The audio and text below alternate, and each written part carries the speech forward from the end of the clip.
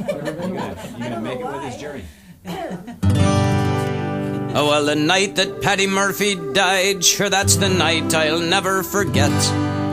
All the boys got roaring drunk, and some ain't sober yet. And a few of them are here tonight, let me tell you. And as long as a bottle was passed around, all the boys were brisk and gay.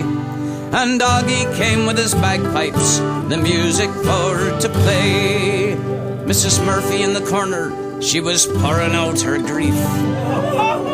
When Kelly and the lads, oh the dirty robbing thieves, they crept into the anteroom and a bottle of whiskey stole. Dirty beggars. And they placed the bottle on the corpse to keep the liquor cold.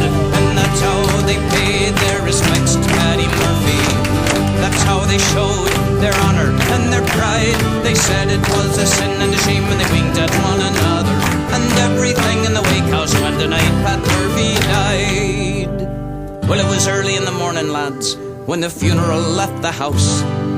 And everyone but poor old Mrs. Murphy was half soused. She was all the way soused. They made a stop along the way at the Blarney Stone Saloon. They got in there at 9 o'clock and they didn't leave till noon. The next day. And someone asked Patrick Berry if anyone had died. Well, says he, I'm not quite sure. You see, I just come for the ride.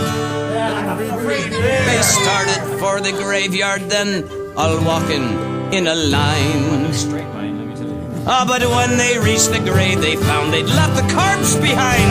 That's how they paid their respects to Paddy Murphy.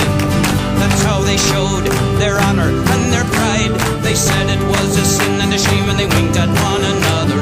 And everything in the wake house went the night Pat Murphy died. Well, it's 20 years by now, me boys, that old Pat's been underground.